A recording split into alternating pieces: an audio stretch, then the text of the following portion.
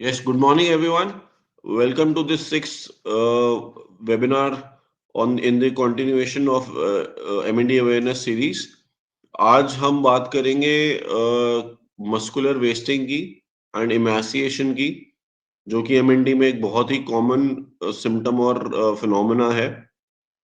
आप में से बहुत लोग इस चीज से, इस सिम्टम से गुजर भी रहे होंगे। तो जैसे कि आप सब जानते हैं, हम एकेजीज ओवीएम्स पिछले 6 महीने से लगातार अ, नई सी 6 महीने से लगातार हम ऐसे वेबिनार्स कर रहे हैं, जो कि एक एमएनडी और एमएनडी पेशेंट्स के लिए और उनके केयर गिवर्स के लिए अवेयरनेस क्रिएट करने के लिए, क्योंकि हम सब जानते हैं कि एक कैसी जटिल और कठिन बीमारी है, जिसका हम सबको मिलके इलाज करना है। We have to be together in this. So आज उसी रिलेटेड हम बात करने जा रहे हैं मस्कुलर वेस्टिंग के बारे में। I like to welcome all of you. Thank you everyone. On a cold Sunday morning आप लोगों ने समय निकाला है, और अच्छा लगता है देख के कि आप सब हमारे इस प्रयास में हमारे सपोर्ट कर रहे हैं, और आप भी चाह रहे हैं कि इस चीज के बारे में जल्द से जल्द बढ़िया से बढ़िया इलाज निकले और हम प्रोवाइड कर पाए। And AKG's OVMs, along with Shanti Care Foundation, is headband to provide best possible treatment for all you people. तो आज हम, जैसे मैंने बताया, बात करेंगे मस्कुलर वेस्टिंग के बारे में। And for that I will invite founder director of AKG's OVMs, doctor AK Gupta, and आप सबके doctor, to talk about muscular wasting and in MND, and how homeopathy and other pathies, and other modes of treatment can help in this. Over to Dr. A.K. Gupta. Good morning. सुबह सुबह की नमस्कार। इतवार का दिन है और सब अपने मौसम भी ठंडा हो रहा है, थोड़ी थोड़ी ठंडक शुरू हो रही है, सर्दियों का टाइम है। तो सब आप सबसे खास तौर से प्रार्थना है कि अपना और अपने परिवार वाले लोगों का ध्यान रखिए, क्योंकि जो लोग भी एमएनडी से पीड़ित हैं उनके लिए ये समय थोड़ा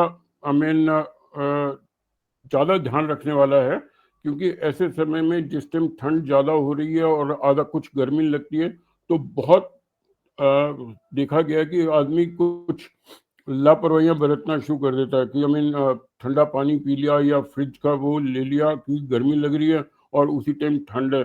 तो ऐसे समय में जो आपकी मसल्स हैं उनमें कॉन्ट्रैक्शन होती है और उसमें दिक्कत बढ़ सकती है। और जिनको बल्बर प्रॉब्लम है, जिनको बोलने की प्रॉब्लम है या गले की प्रॉब्लम है, तो ऐसे टाइम पे अपने गले का खास ध्यान रखना की जरूरत है। जहाँ पे आप अपना खट्टा ठंडा तला हुआ, और जैसे मैं अक्सर बताता हूँ अपने हर मरीज को, आप सबने सुना ही होगा कि इस चीज़ का खास तौर पे ध्यान रखें। और ये जो एक अपनी एमएनडी बीमारी है जिसको मोटर न्यूरॉन डिजीज कहते हैं या एएलएस के नाम से भी ये जानी जाती है, इसमें अभी भी बहुत सारे पूरे संसार भर में शोध कार्य हो रहे हैं। There are lot of researches are going on, but अभी तक जो मॉडर्न साइंस है उनके पास अभी तक इसका कोई पक्का इलाज नहीं निकला है। और इसी वजह से वो सिर्फ सबको ये बोल देते हैं कि ये एक लाइलाज बीमारी है, इसका कोई इलाज नहीं है। तो जैसे मैंने हर बारी बताया, चेताया है, और आप लोग खुद एक्सपीरियंस कर चुके हैं कि जो उनकी ये न्यूरोलॉजिस्ट की या अपने हॉस्पिटल की ये बात होती है, तो वो मरीज के लिए एक बहुत बड़ा शॉक लगता है, मरीज के लिए, मरीज के प्रियजनों के लिए। तो उस चीज को ध्यान में या दिमाग में मत बिठा के रखिए, क्योंकि उनका इलाज बीमारी के नाम से करते हैं इसलिए। और जब आप होम्योपैथी की शरण में आए हैं और आप खुद भी महसूस भी कर रहे हैं और खूब ने देखा भी होगा कि हमारे जितनी केस स्टडीज हैं कि उन पेशेंट्स को, क्योंकि हम पेशेंट का इलाज कर रहे हैं बजाय कि बीमारी के नाम के हिसाब से। तो जैसे आपने कई बार देखा होगा कि जब हम हिस्ट्री लेते हैं बहुत लंबी हिस्ट्री पूछते हैं और बहुत पूछते हैं, बारी बारी पूछते हैं, किसी तरह का कोई शॉक, किसी तरह का कोई मेंटल ट्रॉमा या कुछ हो। तो मैं अभी भी ये चीज़ दोबारा रिपीट करना चाह रहा हूँ कि अगर किसी के व्यक्ति मरीज के साथ कोई इस तरह का हादसा हुआ है या कोई ऐसी घटना घटी है जिसका उनके माइंड पे बहुत बड़ा आघात हुआ हो या बहुत बड़ा असर हुआ हो तो मेरे साथ या हमारी टीम के साथ शेयर जरूर करें, क्योंकि उस आधार पे दवाई का चयन और दवाई का चेंज होना पॉसिबल है। और उस दवाई को जब हम उन बेसिस पे देते हैं कि मरीज की पर्टिकुलर के ऊपर, तो वो इफेक्ट ज़्यादा अच्छी तरह करती है। अगर आप सिर्फ हम जो बीमारी के सिम्टम हैं उन्हीं के बारे में बात करते रहें तो फिर वही वही रह जाता है कि वन साइडेड प्रॉब्लम है। हम सिर्फ उन चीज़ों की जिसको जिसको आई मीन ट्विचिंग हो रही है, या जिसको मसल वेस्टिंग हो रही है, जिसको बोलने में दिक्कत हो रही है, जिसको कमजोरी महसूस हो रही है, वो सिर्फ वही वही बात करते रहे ना, तो वो तो एक बीमारी का सिम्टम है, मरीज का सिम्टम नहीं है। मरीज के सिम्टम में जब हम बात करते हैं कि उनका जो बिहेवियर है, उनका जो मेंटल टेम्परामेंट है, जो उनके इमोशनल साइड है, या कोई उनकी साइकोलॉजिकली कहीं पे उनके साथ कुछ इनजस्टिस हुआ है, या उनके जैसे परिवार में कभी जैसे बंटवारा होता है तो किसी के साथ अनफेयरनेस हुई है, या किसी कोई चीट करा गया, किसी को लगा कि मेरे को प्रमोशन ड्यू थी, मेरी प्रमोशन नहीं मिली बल्कि मेरी जगह किसी और को मिल गई, तो ऐसे समय में जो वो आई मीन मरीज है अंदर ही अंदर इस चीज को रखता है, तो ये चीजें धीरे धीरे पनप के बाद में फिजिकल रूप में इस टाइप के अंदर भी आती हैं। और जब अगर हमें ये सिम्टम पता चलते हैं तब हम उन लोगों को, उन मरीजों को उन बेसिस पे अगर ट्रीट करते हैं तो उनका इफेक्ट बहुत अच्छा आता है। तो ये मेरी आप सबसे हाथ जोड़कर प्रार्थना कि अगर किसी ने हमारे साथ पूरी अपनी हिस्ट्री शेयर करी है तो बहुत अच्छी बात है, और अगर कुछ लोगों को ने नहीं शेयर करी कि उनके साथ कुछ ऐसी चीजें हैं तो प्लीज मेरे को या उसके मेरी टीम को दोबारा कांटेक्ट करके ये चीजें जरूर बताएं, ताकि वो हम आपकी हेल्प करने में और ज्यादा समर्थ हो पाएंगे। क्योंकि if you help me to help you better, it would be all the more better for overall.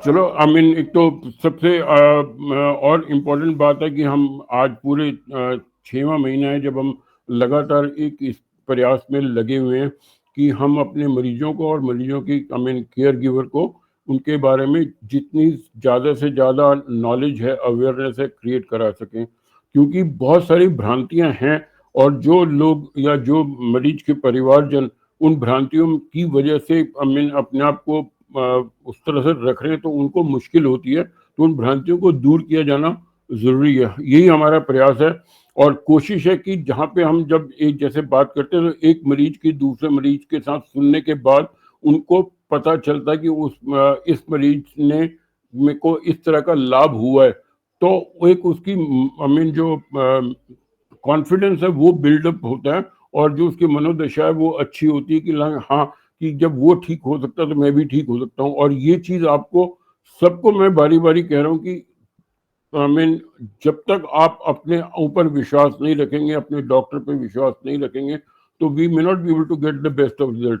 तो इसके लिए इन सब चीजों का होना जरूरी है। तो आज की शुरुआत करते हैं बात उसके लिए वेस्टिंग ऑफ मसल के। सुनाओ, जिसको मसल वेस्टिंग कहते हैं या आमतौर पे दूसरी भाषा में एट्रोफी भी कहते हैं, इन एएलएस और एमएनडी पेशेंट के लिए आप सबका 6th वेबिनार में स्वागत है, जहां पे हम ये पूरा प्रयास है कि हम उसकी अवेयरनेस क्रिएट कर सकें पेशेंट्स के लिए और पेशेंट्स की अटेंडेंट के लिए। और आज हम बात कर रहे हैं जो मसल वेस्टिंग होती है। कुछ पेशेंट्स में ये प्रॉब्लम देखी गई है, कुछ पेशेंट्स में नहीं होती।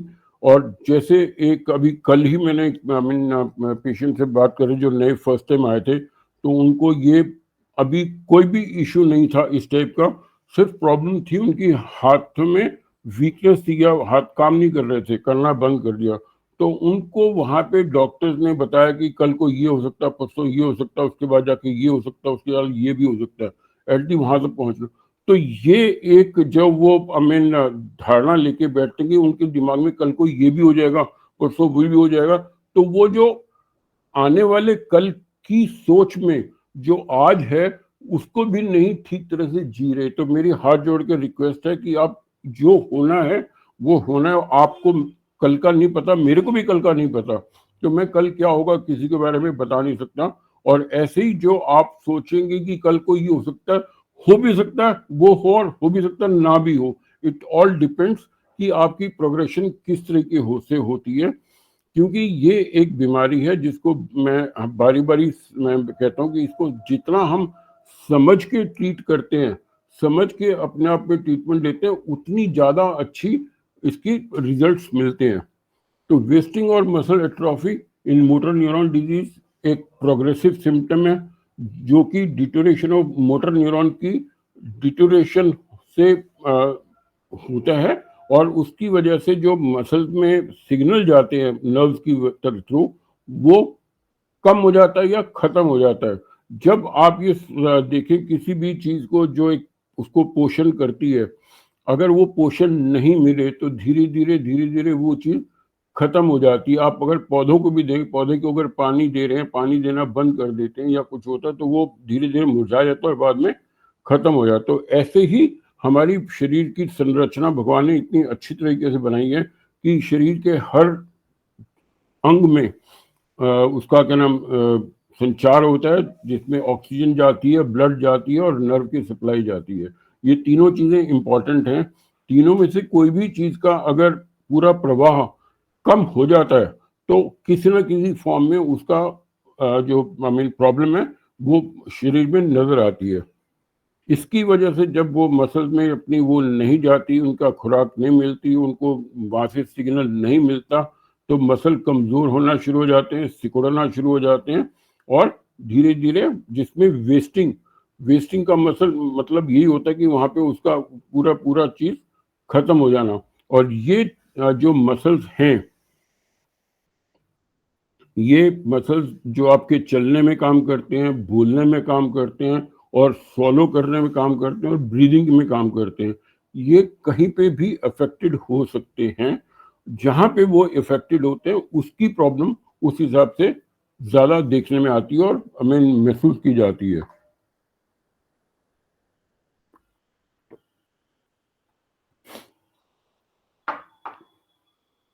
अब सवाल उठता कि ऐसा होता क्यों है। ये थोड़ा मेडिकल की पॉइंट ऑफ व्यू से ज़्यादा है कि लाइक हम इसमें लोअर मोटर न्यूरॉन में जो उनकी इनपुट है, वहाँ पे डीनर्वेशन होनी शुरू हो जाती है। वहाँ की जो उसकी जो आई मीन तंत्रिक तंत्रें हैं, उनमें जो उनकी कवरिंग है उसमें शीथ के अंदर प्रॉब्लम शुरू हो जाती है, और वो उसकी वजह से सिकुड़ना शुरू हो जाता है, और वो एट्रॉफी हो जाती है या उसमें वेस्टिंग हो जाती है, जिसको हम इमेसिएशन के नाम से भी जानते हैं। और वो सब खत्म होने से उस मसल्स की जो कार्य क्षमता है, जो वो अपना काम करने में उसमें परेशानी होने लगती है, और धीरे धीरे वो काम करना बंद करना कर सकता है। जैसे आपने कई मरीजों में देखा होगा कि वहां पे जो मसल्स इतनी वेस्ट हो गया, अभी हम आगे बात करेंगे कैसे कैसे होता है, तो उसमें और दिक्कत में जरूरी नहीं है कि इसमें मरीज को हर मसल्स में ये प्रॉब्लम महसूस हो। आमतौर पे देखने वाले जो मसल्स होते हैं हाथ और पैर, वहाँ के मसल्स वीक होने शुरू होते हैं। यहाँ पे मसल्स जैसे आपने देखा हो, कई लोग कहते हैं हमारे यहाँ पे गड्ढा पड़ रहा है, इधर गड्ढा पड़ रहा है, यहाँ पे गड्ढे पड़ रहे हैं, पीठ पे गड्ढे पड़ रहे हैं, पैरों में गड्ढे पड़ जाते हैं। वो गड्ढे पड़ना ही मसल की वेस्टिंग का एक रूप है। ये प्रोग्रेसिव होता है, धीरे धीरे प्रोग्रेस करता है, और ये इनके साथ साथ फेसिकुलेशन और क्रैम्प्स, जो फड़कन या कुछ वो होते हैं, उसके बाद वो मसल लॉस होने की संभावना होती है। जैसे पहले मरीज के वो लगा कि वहाँ पे वीकनेस है, फिर वेस्टिंग भी, और बाद में वो काम करना बंद कर सकता है, जो जिस एरिया में वो मसल सप्लाई करते हैं। अब जो बल्बर मसल वेस्टिंग, हम जैसे हमने पिछली बारी बात करी थी बल्बर ऑनसेट में, तो उसमें बेसिकली वो मुंह से कनेक्टेड चीजें ज्यादा होती हैं, जहाँ पे उनका बोलने में, स्पीच में स्लरिंग हो सकती है, बोलने में दिक्कत आती है, जबान में हमें दिक्कत आ सकती है, जबान सिकुड़ जाती है। अगर आपको पता हो, मैं हमेशा क्वेश्चन करता हूँ कि भाई कभी आपको कोई इस तरह का कभी महसूस हुआ कि जबान आपकी पहले से कुछ पतली हो रही है या मोटी हो रही है या कुछ सिकुड़ रही है, क्योंकि ये सब चीजें उसकी प्रॉब्लम को दर्शाती हैं। तो जब हम ये क्वेश्चन पूछते तो मैं बारी इसको प्लीज इस बात को समझिए कि आप उस चीज को सिर्फ ये मत कोई मेरे को कहे मेरे बोला नहीं जाता है, कुछ मेरे से आवाज नहीं निकलती, मैं कह नहीं सकता। जो सिम्टम इस तरीके के हैं कि आपको जबान में किसी को पतलापन लगता है, किसी को मोटापन लगता है, किसी को सिकुड़ी हुई लगती है, किसी को बिल्कुल जबान बाहर निकलती ही नहीं है, पहले निकलती थी अब निकलनी बंद हो गई, तो ये सिम्टम को उस तरीके से बताना जरूरी है। फिर स्पीच में स्लरिंग, जैसे आवाज में लड़खड़ाना कि वो बात कुछ करना चाह रहा है पर वो एक ही बात को खींच के बोल पा रहा है, या वो जो आवाज है वो क्लियर नहीं आ रही, मतलब हमें लगता कि बोल कुछ रहे और समझ नहीं आ रहा, और उसकी वजह से मरीज को जोर लगाना पड़ रहा है, मतलब बहुत जोर लगा के या आवाज निकालता है। और कुछ कुछ लोगों में आपने देखा होगा कि उनकी वॉइस नेजल वॉइस हो जाती है, कि जब बोल रहे हैं तो ऐसा लगता है वो नाक से आवाज आ रही है। इसके साथ जो खांसी का है वो बिल्कुल ठसका लगता है, खांसी जो जितनी जोर से करना चाहते हैं वो उतनी जोर से नहीं हो पाती, और निगलने में, खाना निगलने में या पीने में दिक्कत होने लगती है। तो ये बल्बर मसल्स की वेस्टिंग की वजह से होता है। अब आप यहाँ पे देखें इस इन पेशेंट की जो ये है, ये मसल वेस्टिंग है इधर की हाथ की, और यहाँ पे ये मसल वेस्टिंग है पूरी, ये यहाँ पे देख सकते हैं और यहाँ पे भी देख सकते हैं। यहाँ पे मैं कुछ जो हमने पेशेंट्स की अपने फोटो या वीडियो शेयर करूंगा या कर रहा हूँ, तो ये सिर्फ समझने के पॉइंट ऑफ व्यू से करें। आप इसको ये मत सोचें कि इनके साथ ऐसा हुआ तो मेरी भी एक्सट्रीम में ऐसा ही होगा, ये जरूरी नहीं है। मैं बारी बारी कह रहा हूँ, तो इस चीज को आप वार्निंग समझ लीजिए कि you should understand your problem, और अपनी प्रॉब्लम को अपने डॉक्टर के साथ शेयर करिए। कल को क्या होगा ये सोच के आप आज को बर्बाद नहीं करें। अब ये देखिए यहाँ पे ये टंग की जो प्रॉब्लम है, इनकी जबान पूरी बाहर नहीं निकल पा रही। अब इन पेशेंट की भी आपने टंग देख लीजिए, बीच में श्रिवल्ड है और वो पड़े में अंदर मुड़ी हुई है पूरी जबान में, यहाँ पे भी ऊपर भी बीच में। तो ये सबके अलग अलग उसकी वो है कि मसल्स की कितनी वेस्टिंग हुई हुई है और किस डिग्री तक ये प्रॉब्लम गई हुई है, ये दर्शाता है इसको। टाइमलाइन ऑफ वेस्टिंग यूजुअली क्या होता है, जब पहले फेसिकुलेशन होती है और कमजोरी आती है और उसके कुछ अरसे या महीनों के बाद वहां पे एट्रॉफी भी होती है। अब जो हमारे साथ मरीज हमारे साथ पुराने जुड़े हुए हैं, उनको ये सोच के जैसे मैं आपको हर बारी आप सबने एक्सपीरियंस कराओगे, जब मैं पहली बारी आप मुझसे जुड़ते हैं तो मैं पहले सबसे पहले यही कहता हूँ कि हमारा बेसिक अटेम्प्ट ये है, कोशिश ये है कि जो उसकी प्रोग्रेशन है हम उसको स्लो कर सकते हैं, स्लो करने की कोशिश करते हैं। परंतु कुछ मरीज हैं या क्या मोस्टली लोग क्या चाहते हैं कि आपने दवाई ली तो आपको इमीडिएटली उसका आराम नजर आना चाहिए, उस चीज का प्रॉब्लम है वो प्रॉब्लम खत्म होनी चाहिए, वो पॉसिबल नहीं है। अब सीधी सी बात ये कि जैसे जो अगर आप स्लो हो जाते हो तो जो मैंने कहा कि ये प्रोग्रेशन होती, पहले वीकनेस हुई, फिर फेसिकुलेशन हुई, फिर एट्रॉफी हुई, तो वो जो पीरियड जितने पीरियड में एट्रॉफी हो जानी चाहिए थी अब तक, वो आपकी अभी तक नहीं हुई, तो ये एक आपका प्लस पॉइंट है, ये इम्प्रूवमेंट में कंसीडर किया जाना चाहिए, ना कि प्रॉब्लम तो अभी भी है। अब यहाँ पे फिर दोबारा एक चीज बहुत इंपॉर्टेंट बता रहा हूँ कि अगर आप जो प्रोग्रेशन है, अगर 100 की स्पीड से जो बीमारी प्रोग्रेस कर रही थी, क्योंकि ये बीमारी की नेचर ही है, इसकी प्रोग्रेशन इज द बेसिक, जो इसका करेक्टरिस्टिक है वो इस बीमारी का यही है, प्रोग्रेशन ऑफ डीजनरेशन। तो अगर आज आप 100 की स्पीड की बजाय अब ट्रीटमेंट के साथ आपने 90 पे आ गए या 80 पे आए या 85 पे या 70 पे आए, तो ये जितने भी जो 25-30% कम हुई है, ये इम्प्रूवमेंट है, ये हमारा पॉजिटिव एस्पेक्ट है, तो it should be acknowledged and appreciated. अब उसी के साथ पर अभी भी 70 की स्पीड से वो नीचे जा रहा है, वो गाड़ी चल रही है, तो जब वो 70 की स्पीड से गाड़ी चल रही है तो वो 70 की स्पीड से डिस्टेंस कवर करती है, तो उसमें जो रास्ते में जो जो चीजें आती हैं वो चीजें आ सकती हैं और दिख सकती हैं। उनमें कुछ चीजें ऐसी भी हो सकती हैं जो पहले नहीं थी, लक्षण वो भी दिख सकते हैं। तो इसलिए आपको हताश होने की जरूरत नहीं है। इस चीज, जैसे मैंने पहले कहा, अगर हम इस बीमारी को हर स्टेप बाय स्टेप समझते हैं तो बहुत अच्छे ढंग से इसको मैनेज कर सकते हैं। और अगर हम सिर्फ यही इसी बात को रोते हैं कि मेरा तो पहले भी यही था, पहले भी नहीं चल सकता अब भी नहीं चल पा रहा, पहले भी नहीं बोल सकता था अब भी नहीं बोल पा रहा, पहले भी ये, तो वो मेरे को फर्क क्या पड़ा। यहाँ पे उन चीजों के लिए आपको इस प्रोसेस को समझना चाहिए, पेशेंट को भी और पेशेंट के अटेंडेंट को भी। क्योंकि कई बार देखा गया कि अब पेशेंट ने अभी दवाई ली कि 10 दिन की या 15 दिन की दवाई और फोन आ जाता है कि अभी तो हमें कुछ आराम ही नहीं आया। तो ये प्लीज आप इस चीज को समझिए, कहाँ पे आप एक बिल्कुल मॉडर्न मेडिसिन में लाइलाज बीमारी को सुन के आ रहे हैं कि इसका कोई इलाज ही नहीं है, और यहाँ पे आप ये एक्सपेक्ट कर रहे हैं कि आपको 15 दिन में, 20 दिन में, महीने में या 2 महीने, 3 महीने सब कुछ चीजें ठीक हो जाएंगी। वो पॉसिबल नहीं है। मेरी अगर मेरे हाथ में होता तो मैं भी यही चाहूंगा कि आपको मैं एक बारी दवा दूं और दूसरी बारी आप दौड़ते भागते मेरे पास आए। पर ये सिर्फ एक विचारधारा है जो हम इच्छा है, पर ये इच्छा पूरी नहीं हो सकती क्योंकि ये ऐसा पॉसिबल नहीं है। तो इस चीज के लिए आप मरीज और मरीजों के अटेंडेंट को इस चीज को प्लीज कृपया करके समझिए। अच्छा, जो भी इसमें अर्ली रीनर्वेशन अटेम्प्ट होती है तो उसकी वजह से जो टेम्परेरी वेस्टिंग होती है मसल्स में और स्टेबिलिटी नहीं रहती। प्रोग्रेसिव डीनरेशन नर्वेशन होती है तो वहां पे वेस्टिंग प्रॉपरली नजर आनी शुरू हो जाती है।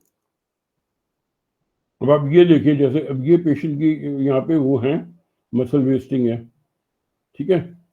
ये देखिए, ये जब हमारे पास आ रहे हैं वो इस कंडीशन में हैं ऑलरेडी, और आप ये एक्सपेक्ट करें कि जी ये हमारा हाथ नहीं उठ रहा, वो तो पहले भी नहीं उठ रहा था, अभी भी नहीं उठ रहा, तो फर्क क्या पड़ा।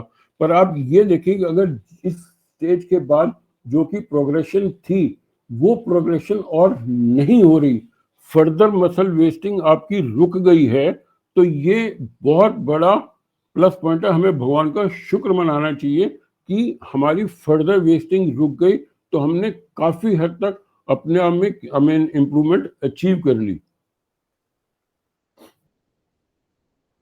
अब दूसरी बात ये आती है, बहुत लोग पूछते हैं जो ये मसल हमें वेस्ट हो गए क्या ठीक हो भी पाएंगे, क्योंकि वहां पे जो एलोपैथिक साइड से पेशेंट्स आए हुए होते हैं, क्योंकि वहां पे ये बताया जाता है कि जो नर्व एक बारी डैमेज हो गई वो रिपेयर नहीं होती। तो ऐसे टाइम पे जब रिपेयर ही नहीं होती हो तो वो मसल रीगेन कैसे करेगा। इस बात को यहाँ पे मैं उन बात को, क्योंकि वैज्ञानिक तौर पे ये देखा गया कि it is not easy to regenerate the nerve all over again, but it is not कि वो कभी होती ही नहीं है, ऐसा भी नहीं है। बट मुश्किल आती है, काफी समय लगता है और बहुत सारे फैक्टर्स पे डिपेंड करता है कि उसको रीजनरेट करना। जब वो रीजनरेट होगी तभी वो मसल दोबारा और रीगेन करेगा या बढ़ेगा। और अगर हमारा मरीज का मसल जो वेस्ट होगा उससे ज्यादा वेस्ट और नहीं हो रहा, तो आप समझिए आप 50 to 70% आपने उस चीज में कामयाबी हासिल कर ली। क्योंकि जो आपका मसल वेस्ट होते होते, मैं आपको आगे आगे भी दिखाऊंगा कि किस स्टेज तक पहुंच सकता है, तो वहां तक नहीं पहुंचा तो इस बात के लिए हमें परमात्मा का शुक्रगुजार होना चाहिए कि हम फर्दर वेस्टिंग को रोक पाए या स्लो कर पाए। और जब रीगेन की बात है वो बात बाद में आ सकती है, बाद में आती भी और है भी। हमने अपने मरीजों में मसल रीगेन होते हुए देखे, आपको अभी हमने मरीजों से पता चलेगा जो आपने खुद देखे वो भी।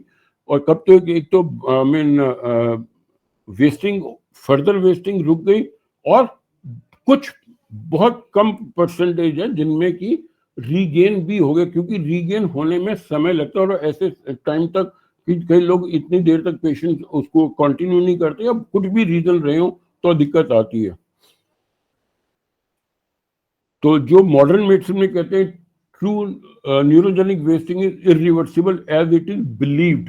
और जैसे मैंने पहले बताया कि होम्योपैथी में ऐसा हम हर समय नहीं मानते, सिर्फ ये मानते हैं मुश्किल है, समय लगता है, पर रीजनरेट होती है, क्योंकि हमारे पास ये एविडेंस बेस्ड बात कर रहे हैं, हम खाली हवा में बातें नहीं कर रहे।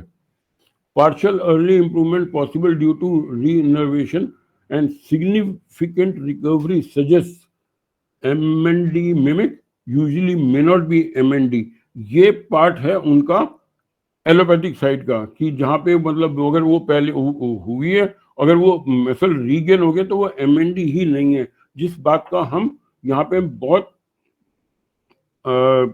फोर्सफुली खंडन करते हैं, और क्योंकि हम एविडेंस बेस्ड दिखा रहे हैं। और अगर आपने ये मेरे उसमें देखा होगा, हमने एक पेपर प्रेजेंट करा था कि why homeopathy has got an edge over treating MND patients. वो यही था कि वो सिर्फ बीमारी के नाम से वही दो दवाइयां, रिलुजॉल और एडावरॉन, हर मरीज को वही दिया जाता है। किसी को सूट करती है तो भी, नहीं सूट करती तो भी, उसका कारण कुछ भी रहा हो, उसकी बैकग्राउंड कुछ भी रही हो, उसकी मेंटल हिस्ट्री कुछ भी रही हो, तो उनको उन चीजों से कंसर्न नहीं है। और हमारे यहाँ सिर्फ उन चीजों को ही ज्यादा मान के चलते हैं, क्योंकि मरीज को इंडिविजुअलाइज किया जाता है। और ये ही होम्योपैथी का सबसे बड़ा प्लस पॉइंट है कि जब हम इंडिविजुअलाइजेशन पे बेस पे ट्रीटमेंट करते हैं तो we are able to get a better result. Condition that version wasting disuse, मतलब आप जैसे मैं कल भी जो पेशेंट आए थे उनको बोल रहा था, वो उनको कहते हैं मेरे से ये वो होता नहीं तो मैं करता ही नहीं। अब इसमें आपने शायद कुछ मरीजों ने मैंने उनको कहा कि आप होता ही नहीं होता, पर करो जरूर। तब उस टाइम वो मरीज कई बार कहते हैं डॉक्टर होता नहीं तो कैसे करें। अब ये जो डिसयूज वर्ड है, वो डिसयूज का मतलब यही है, अगर आप उसकी एक्टिविटी नहीं करेंगे तो वो आगे होने की चांसेस भी खत्म होते हैं। तो इसलिए प्रयत्न जरूर करते रहना, एफर्ट जरूर करने हैं। दूसरा है मेल न्यूट्रिशन। मेल न्यूट्रिशन में कि अगर आपने डाइट नहीं ले रहे तो मसल्स को खुराक नहीं मिल रही, बॉडी को खुराक नहीं मिल रही, तो इसलिए उसमें प्रॉब्लम आएगी। इसलिए हम बारी बारी अपने मरीजों को आगाह करते हैं कि आप डाइट अच्छी लें, प्रोटीन रिच डाइट लें। अब वो उसमें कुछ लोग हैं कि हमें खाया नहीं जाता तो क्या करें। तो ऐसे टाइम पे जब ओरली नहीं खाया जाता तो कुछ पेशेंट को एडवाइस किया जाता है कि राइस ट्यूब या वो लगाई जाए। अब कुछ लोग उसके लिए तैयार हैं, कुछ लोग तैयार ही नहीं, कि हमने कुछ वो कराना नहीं है। तो यहाँ पे ना इन चीजों को, जैसे मैं पहले कह रहा हूँ कि इस चीजों को अगर हम समझें कि कोई भी चीज हम अगर एडवाइस करें तो उसके पीछे कारण क्या है। आप एक बात जान लीजिए कि हमारे क्लिनिक में एक चीज OVMs में, अगर आपको किसी भी चीज की सलाह दी जाती है, कुछ भी ABCD कुछ भी, तो आप ये मान के चलिए कि वो आपके वेलफेयर के लिए ही होगी। अगर मैं कह रहा हूँ कि हाँ ठीक है, आप फॉर द टाइमिंग आप ये लगवा लीजिए, तो इसमें मेरा कोई फायदा नहीं, मेरा मतलब मरीज का फायदा कि आप अगर थोड़ी आपकी खुराक अच्छी हो जाएगी और आप उसको टॉलरेट करने लायक बनेंगे, तो आप दवाई के प्रति उसको अच्छे रूप से इफेक्ट कर पाएंगे। तो इसलिए कहा जाता है कि अपनी अपनी डाइट को अच्छा ध्यान में रखिए।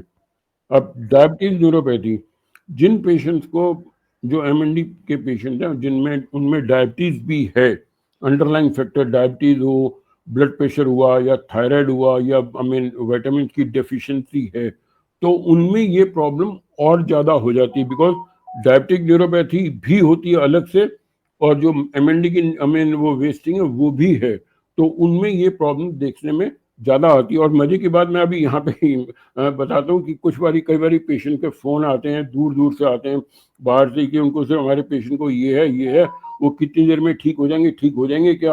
अब जिस चीज के बारे में हमें ये नहीं पता कि उनकी आपकी बेसिक अंडरलाइंग कंडीशंस क्या क्या हैं, तो ये कुछ भी नहीं कहा जा सकता।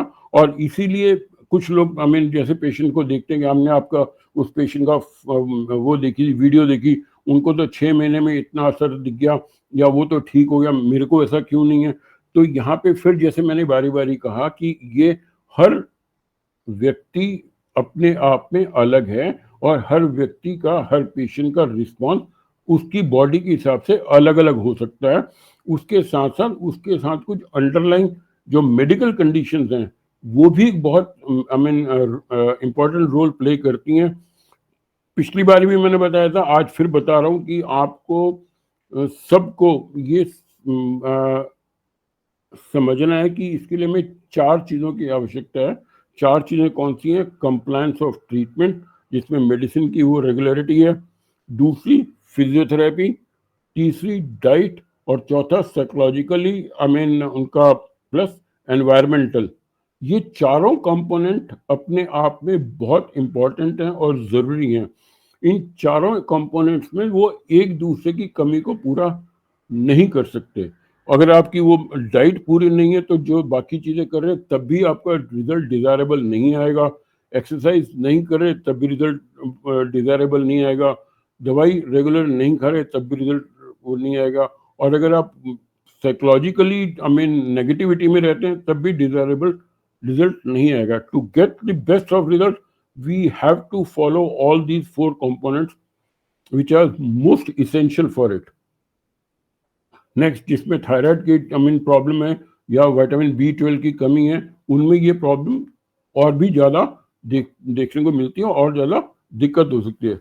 सीवियर वेट लॉस और कैकेशिया, जैसे कि जो पेशेंट को पुराना टीबी है, कोई किसी को कैंसर रहा हो या एस्थमा है, तो उन पेशेंट में ये प्रॉब्लम और ज़्यादा देखने को मिलती है। अब how to slow muscle wasting. अब जैसे मैंने पहले बताया कि हमारा सबसे पहला काम क्या है कि प्रोग्रेशन को स्लो करना। प्रोग्रेशन को स्लो करने में एक तो दवाइयों ने तो जो काम करना है, उसके साथ साथ ये इम्पोर्टेंट है जिसमें बहुत सारी चीज़ें मैंने देखा है। मरीज को कहते हैं हमको वो कर रहे हो, फिर नहीं जी कुछ नहीं करते, खाली बस वो घर में बैठा हाथ हिला लेते हैं या स्ट्रेचिंग कर लेते हैं। अब दूसरी प्रॉब्लम ये है कि हर जगह फिजियोथेरेपी अवेलेबल नहीं है, तो ये एक प्रॉब्लम है जिसका समाधान मेरे पास अकेले के पास नहीं है। ये आपको अपने आप वहाँ पे देखना पड़ेगा, कुछ उसका चीज़ निकालनी पड़ेगी। और जो जो उसमें फिजियोथेरेपी की प्रॉपर एडवाइस है, कुछ लोगों के साथ अभी मैं पेशेंट का नाम नहीं लूँगा यहाँ पे, अभी कल परसों ही जिन पेशेंट को उनको वहाँ पे वो कह रहे हैं हम फिजियोथेरेपी करा रहे हैं, तो मैंने उनको कहा कि मेरे को अपनी वीडियो भेजो कि जो करा रहे हैं, क्योंकि उसमें जो एक जैसे ये हाथ है, हाथ की प्रॉब्लम उसको ना जो फिजियोथेरेपी खाली यूं ही करा रहे हैं, ठीक है, और वो उसमें पेशेंट का कुछ भी एफर्ट नहीं लग रहा।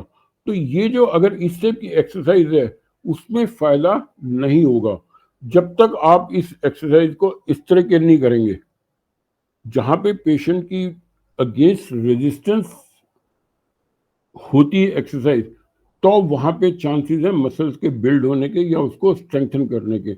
और अगर पैसिव मूवमेंट कर रहे हैं तो इसका नुकसान नहीं होगा पर फायदा भी नहीं होगा। तो इस चीज के लिए शायद कुछ जो फिजियोथेरेपिस्ट जो हमारे पेशेंट्स के हैं उनको कुछ मैंने बताया तो उनको कईयों ने तो बहुत सराहा इस बात को, क्योंकि उनके भी मेन एम ये कि पेशेंट का वेलफेयर होना चाहिए।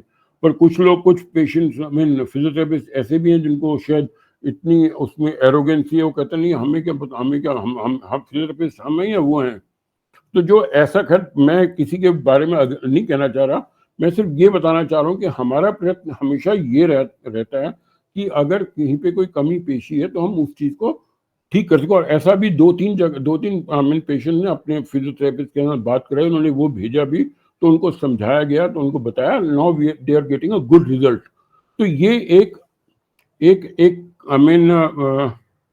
कहते हैं कोई चीज अच्छी ठीक चीज करना, पर ठीक चीज को भी ठीक टाइम पे ठीक ढंग से करना, उसके रिजल्ट ठीक आ सकते हैं। आप पहली बात तो चीज ही गलत कर रहे हो, if you do a wrong thing at any time उसका रिजल्ट कभी भी ठीक नहीं आएगा। But if you are doing a right thing but at a wrong time और अ रॉन्ग वे, उसका भी रिजल्ट ठीक नहीं आएगा। तो right thing to be done at a right time in a right way, ये चीज इंपॉर्टेंट है जो आपको और हमको और अपने पेशेंट को सबको समझनी है। Second, high calorie high protein nutrition. मैं बारी बारी कहता हूँ कि प्रोटीन रिच डाइट नहीं, प्रोटीन रिच डाइट। अब जैसे कल वो पेशेंट है कि मतलब वो नॉन वेजिटेरियन उसमें फूड में प्रोटीन ज़्यादा होती है, मैं नहीं खाता था, क्या मैं खाना शुरू कर दूं? या जो हैं वो कहते हैं कि हमने नॉन वेज हमें क्योंकि आयुर्वेदिक दवाई ले रहे थे या कुछ वो ले रहे थे, तो उन्होंने ये सब कुछ बंद करा हुआ है। तो यहाँ पे फिर इस बात को जो एक ब्रॉडर वे में बात कही जा रही है कि उसको समझ के अगर करेंगे तो ज़्यादा अच्छा रिजल्ट पा सकते हैं। गुड रेस्पिरेटरी सपोर्ट जिसमें ब्रीदिंग एक्सरसाइज है, डीप ब्रीदिंग एक्सरसाइज, और हम जो उसको फ्लोमेट्री के साथ वो करते हैं, तो वो एक्सरसाइज रेगुलरली करना वो लंग्स को भी ज़्यादा अच्छी तरह से करते हैं। मैंने स्पास्टिसिटी एंड फटीग, इस चीज़ को ये देखना कि ज़रूरत से ज़्यादा एक्सरसाइज भी नहीं होनी चाहिए। जैसे मैं कहता हूँ, exercise should not become an exertion.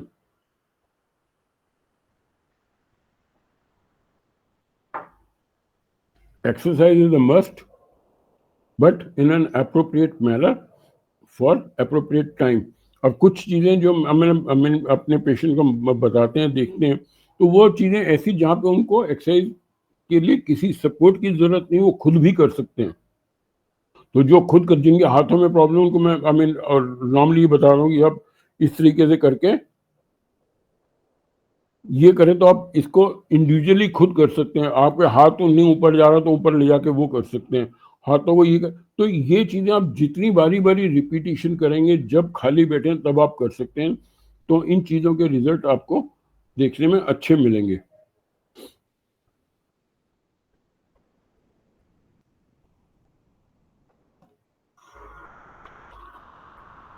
अब आप यहाँ पे देखिए वेस्टिंग की हालत कितनी है, मतलब इस पेशेंट की इमेसिएशन की कंडीशन कैसी है, देखो।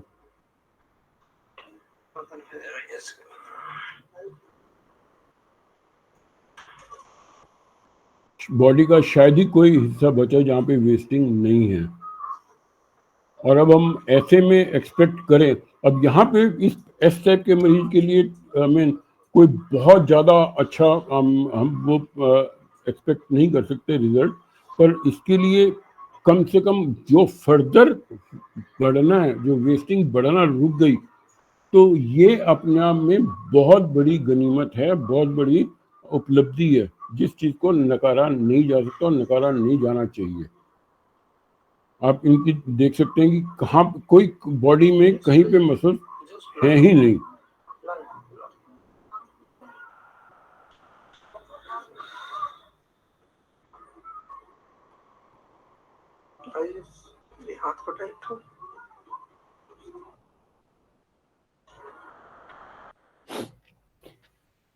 When wasting is not MND,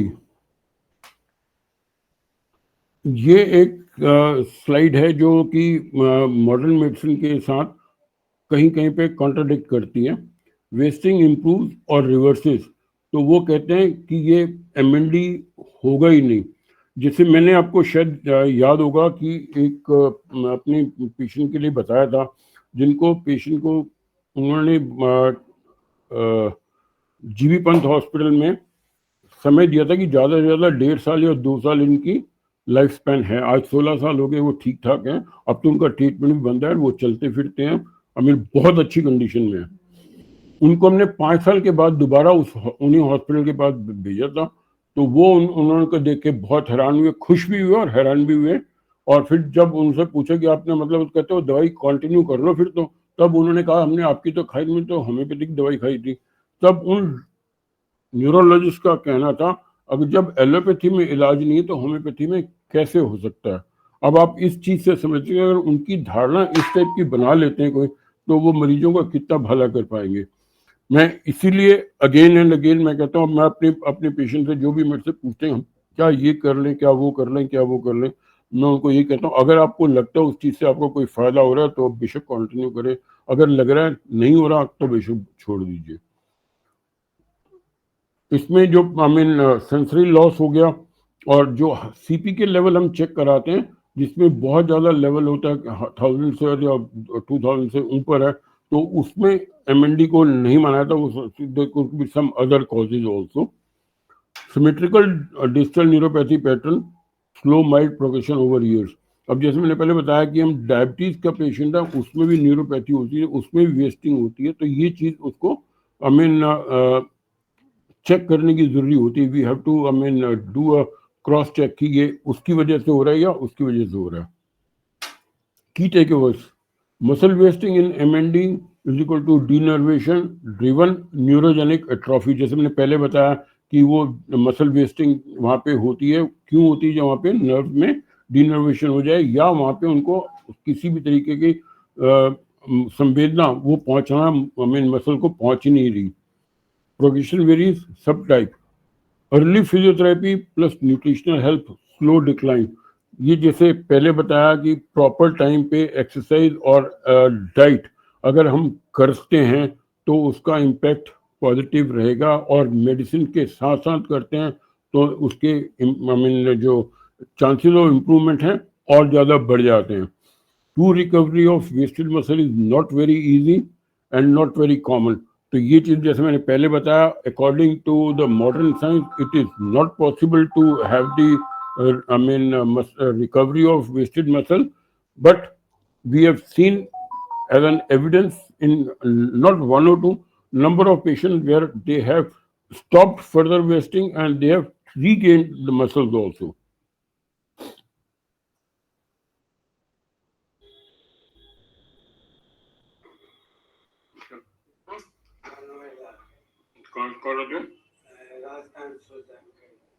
क्या हाल के पहले से भी?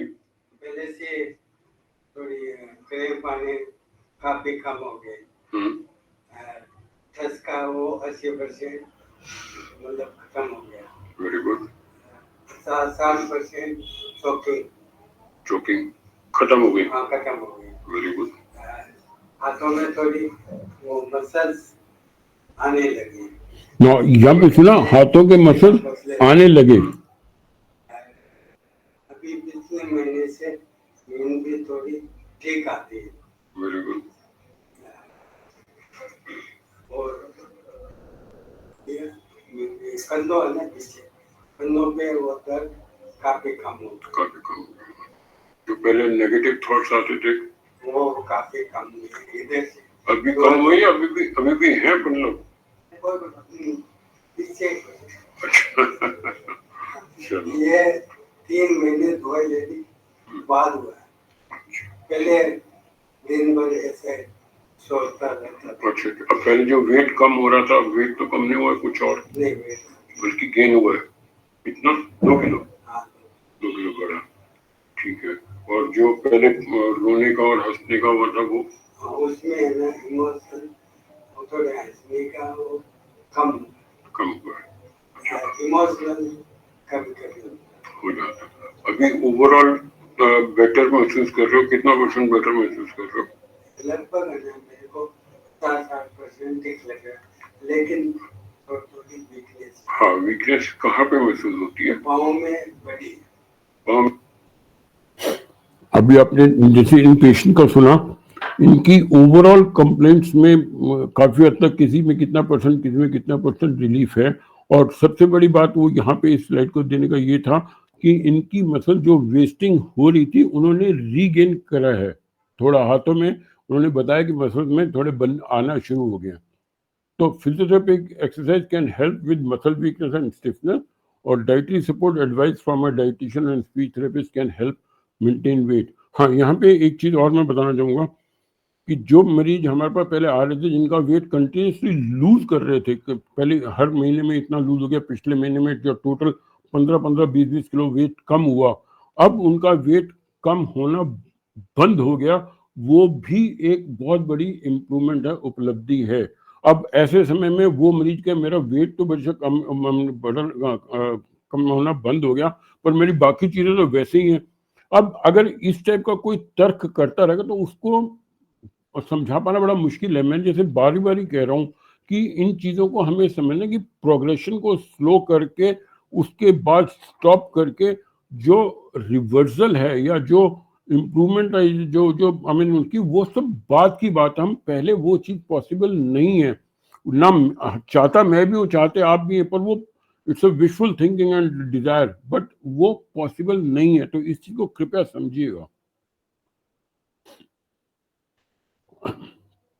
अब जैसे मैं हमने अभी पीछे बात करें कि जो न्यूरोलॉजिकल प्रॉब्लम है जिसमें न्यूरोपैथी है, एमएनडी की वजह से भी है और डायबिटीज की वजह से भी है।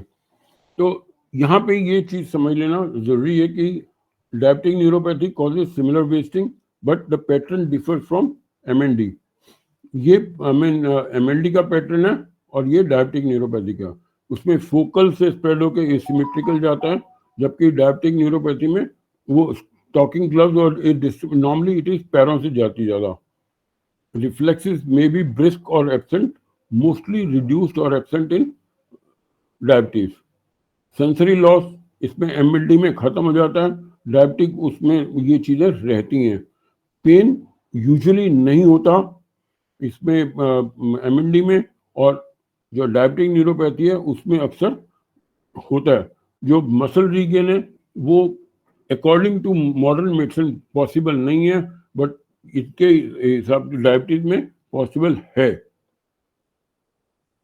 अब हाउ टू स्लो, ये अगेन मैं जो चीजें अब तक बताई हैं उन चीजों को सम अप करने के लिए बात कर रहा हूँ कि मसल वेस्टिंग को हम किस तरीके से रोक सकते हैं, कम कर सकते हैं, उसके लिए क्या क्या हमें करना चाहिए, क्या क्या स्टेप्स लेने चाहिए।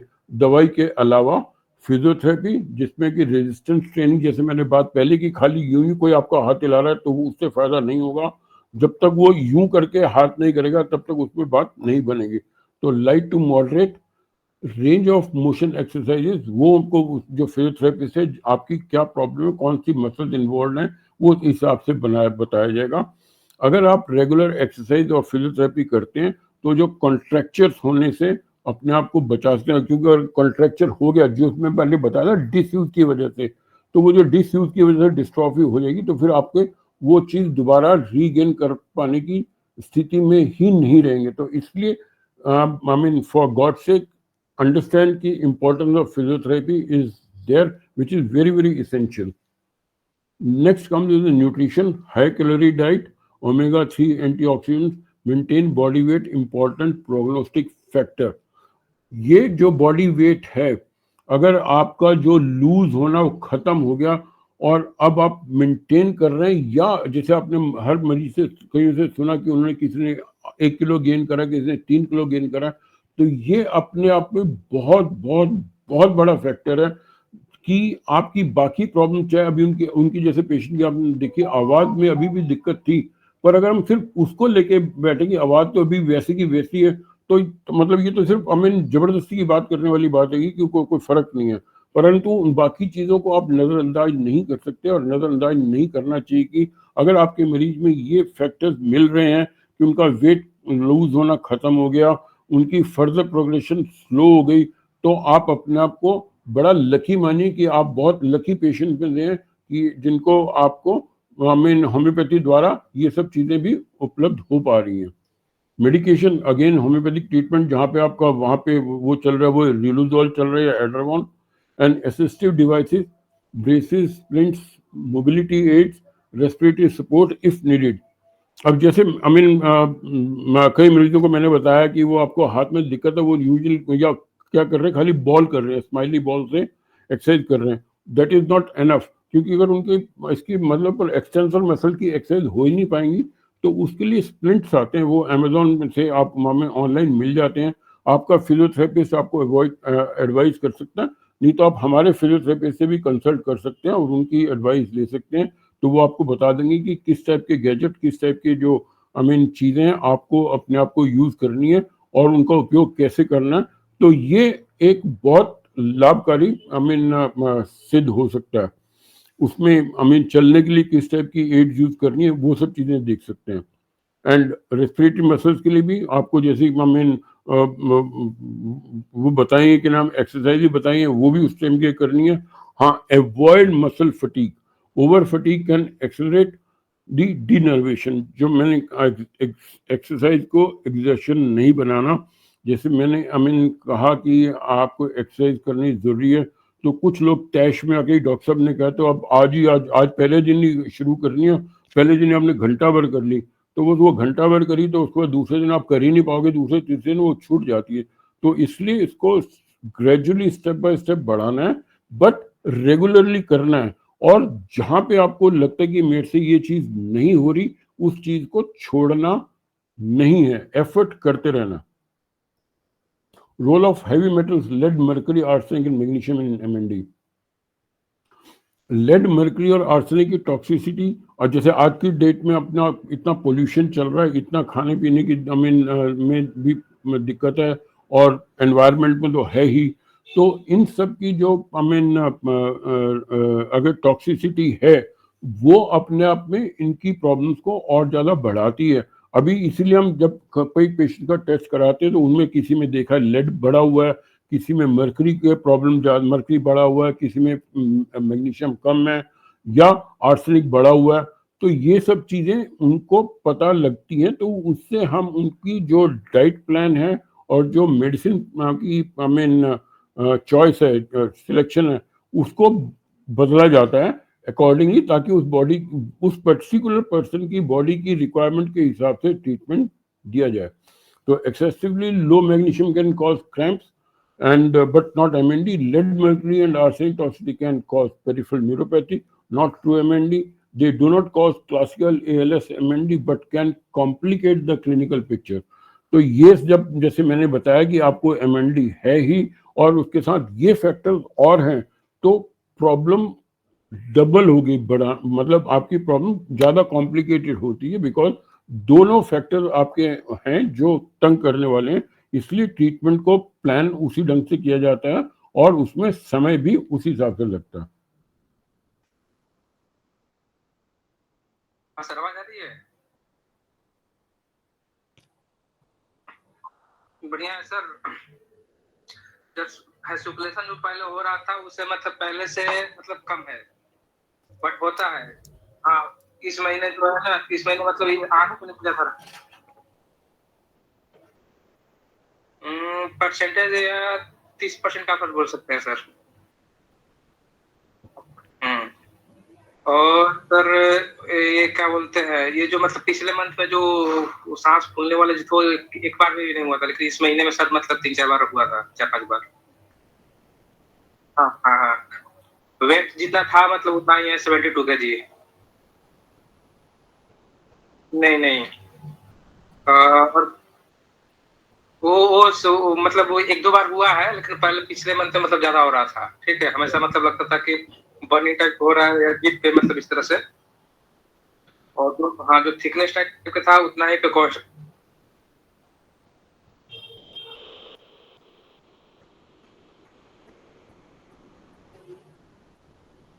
ठीक है सर, पहले से थोड़ा।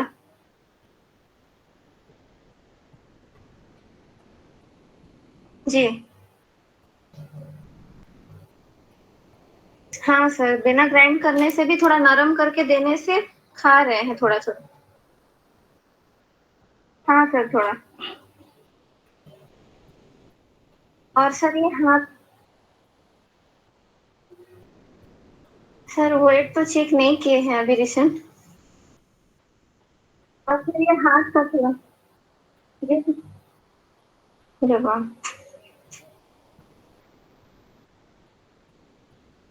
बामा हाथ मुश्किल है, बामा हाथ पे था।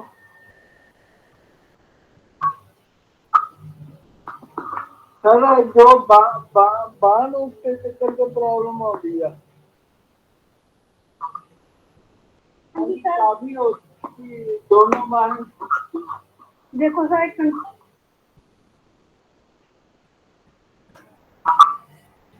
और चलने में थोड़ी सी दिक्कत है जी, चलने से थोड़ी दिक्कत है। नहीं सर, नहीं गिरा नहीं।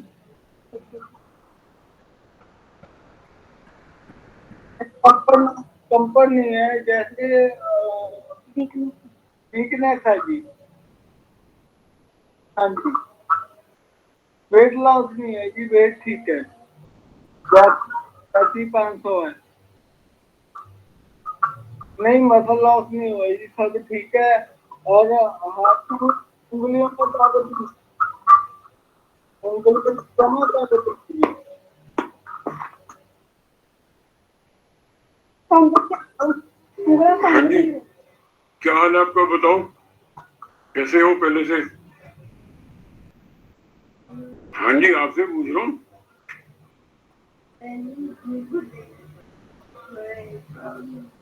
हाँ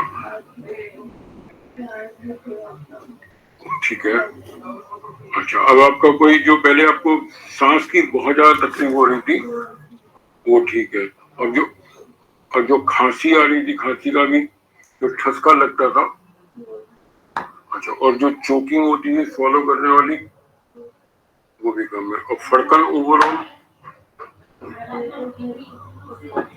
अच्छा, अभी कोई फर्दर वेट लॉस तो नहीं हुआ? हाँ, और वेस्टिंग भी नहीं हुई फर्दर, मतलब जो वो एट्रोफी या वेस्टिंग तो नहीं हुई ना? हाँ, अब जो रात को आपको मतलब बाइपैप के लिए भी बहुत ज्यादा देर के लिए, अब तो पूरे दिन में कितनी देर लगाते हैं बाइपैप? 6-7 आवर्स रात को लिए नाइट में। अब डे टाइम में तो जरूरत नहीं पड़ती, 4 महीने से जरूरत नहीं पड़ती। ऑक्सीजन ठीक चल रही है, वेरी गुड। अब आपका मूड कैसा है? सबसे बड़ा तो ये है, जिस दिन पहले दिन आए थे उस दिन और अब में तो आपकी शक्ल में बहुत फर्क है अब तो। हाँ,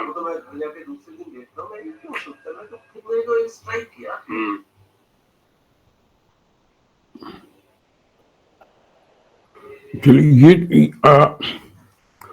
ये तो उसके लिए सिर्फ हमने वो बीट करेंगे ताकि जो पेशेंट्स डिफरेंट पेशेंट्स हैं, मैं एक मिनट स्लाइड हट गई और हटा रहा हूँ तो शेयरिंग। चलिए यहाँ पे हमें उम्मीद है कि आप लोगों ने जो कुछ देखा, कुछ समझा, उसको हमें अच्छी तरह से समझ पाए होंगे। और जो यहाँ पे हमने पेशेंट्स की जो एक्सपीरियंसेस शेयर करे हैं वो सिर्फ इसलिए हैं ताकि एक पेशेंट से दूसरे पेशेंट को प्रोत्साहन मिलता है कि लाइक आप उस चीज़ को समझ सकें कि कहाँ पे दिक्कत है।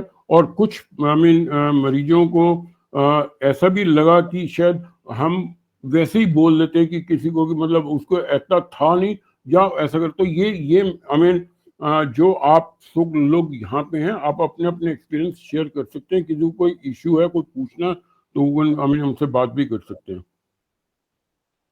थैंक यू डॉक्टर ए के Gupta, it was very nice. I hope आप सबको थोड़ी और क्लैरिटी मिली होगी मसल वेस्टिंग एंड इमैसिएशन के बारे में। अब हम क्वेश्चंस लेना चाहेंगे आप सबसे, या आप कुछ भी शेयर करना चाहें या कुछ भी बात करना चाहें डॉक्टर ए के गुप्ता से? एक करके हम अपने आपके क्वेश्चंस लेना चाहेंगे।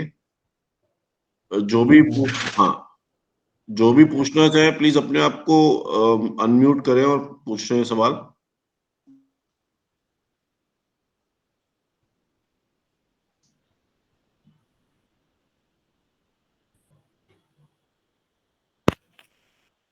आमना जाफरी जी, आपने हैंड रेस किया था, आप कुछ सवाल पूछना चाहते हैं?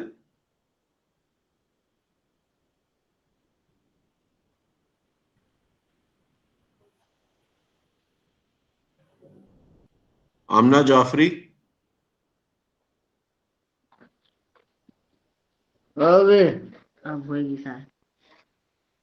जी राजेंद्र जी बताइए।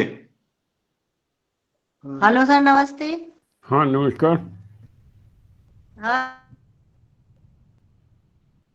नहीं समझ में आ रही हैं? आवाज में और हो गया डिपेंड। आवाज बिल्कुल समझ में नहीं आ रही सर इनकी।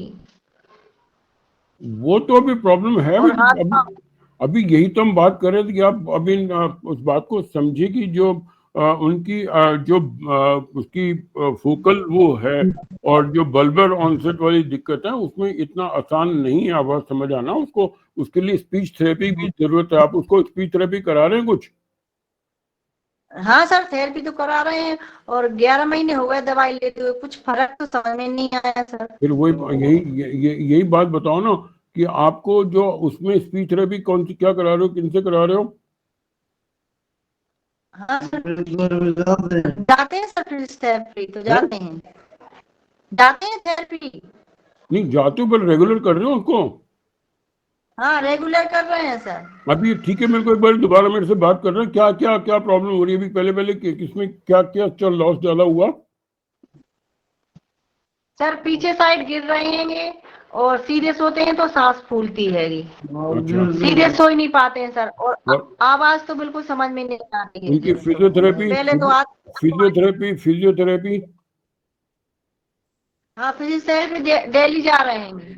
क्या करा रहे हैं उसमें? क्या करा रहे हैं जी? हाथ की करा रहे हैं सर, पैर की करा रहे हैं,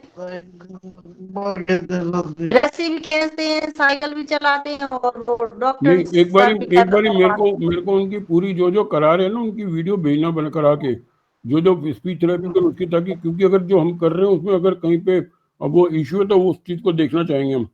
ठीक है सर, मैंने भेजी थी आपको लिए वीडियो।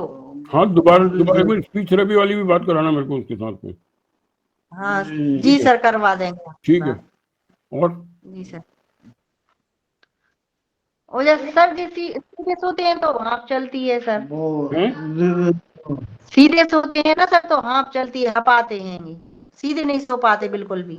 अच्छा, एक बारी मेरे को इनका हो सके तो एक बार दिल्ली में आके दिखा लेना।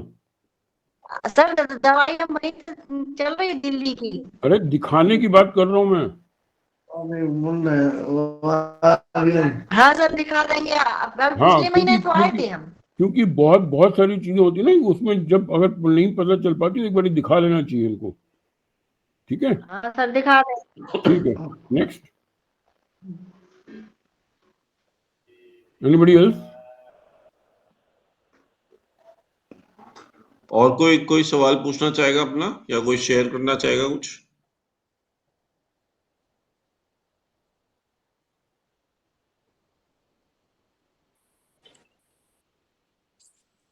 हाँ सर, गुड मॉर्निंग सर, मैं आशीष बोल रहा हूँ जयपुर से। हाँ, good morning Ashish, how are you?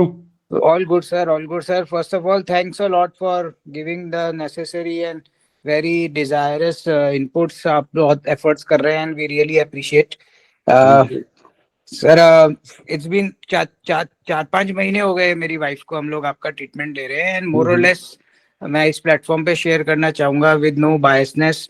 ये बहुत अच्छा फील हो रहा है वाइफ को पर्टिकुलरली, और कुछ चीजों में आप जैसा बता रहे हैं कि टेक्स टाइम, एंड हम लोग टाइम देने को आपको बिल्कुल तैयार है, और हम लोग आपका जो तरीका है दवाई देने का, समझाने का, उससे भी बहुत अच्छा लग रहा है। And overall she is feeling better in terms of most of the things.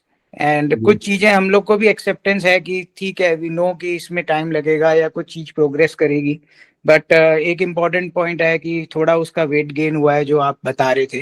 Weight gain होना भी एक पॉजिटिव साइन है, तो we are really positive with the way आप लोग इतना एफर्ट्स कर रहे हैं सर। इसीलिए मैं एक एप्रिसिएशन के लिए मैंने कहा इस प्लेटफॉर्म पे एक बार बोलूं सर। तो thank you Sanket sir also, and thank you AK Gupta sir. Thank you Ashish ji, thank you.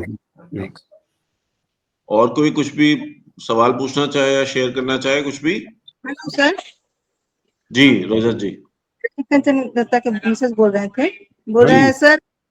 उनका मसल लॉस होना रुका है, हाँ, बहुत ज्यादा भी नहीं हो रहा है, तो गेन करने के लिए क्या क्या करें? थोड़ा मसल गेन हो, स्ट्रेंथ आए। एकदम स्ट्रेंथ नहीं है सर। अभी वो सारा वही तो करा उसका, इसकी के बारे में कि अगर पहले लॉस होना बंद हो गया तो भगवान का शुक्र, सबसे पहली चीज we must thank God. Now उसके बाद जो गेन करने के लिए मैंने स्टेप बताए हैं, उसमें diet, exercise and medication, and plus your regular उसके लिए वो करना, डाइट को, जो कहीं पे डाइट में अगर न्यूट्रिशन में कहीं पे कमी है तो उस चीज को पूरा करें, एक्सरसाइज में कहीं पे कमी है तो स्पेशली जो मसल्स आपके लॉस हुए हैं वहां की एक्सरसाइज जरूरी है, और उन एक्सरसाइज में भी it should be against resistance वाली। अगर खाली वो एक्सरसाइज करेंगे उससे बात नहीं बनेगी। मसल गेन करने के लिए और बिल्डअप करने के लिए रेजिस्टेंस की वाली एक्सरसाइजेज ही चाहिए, जो अगर आप खुद कर सकते हैं तो खुद करिए, नहीं तो जो आपका फिजियोथेरेपिस्ट कराता है उसके साथ करिए, और उसके अलावा खुद उसको रिपीटिशन करिए दिन में 2-3 बारी जब भी पॉसिबल लगे तो।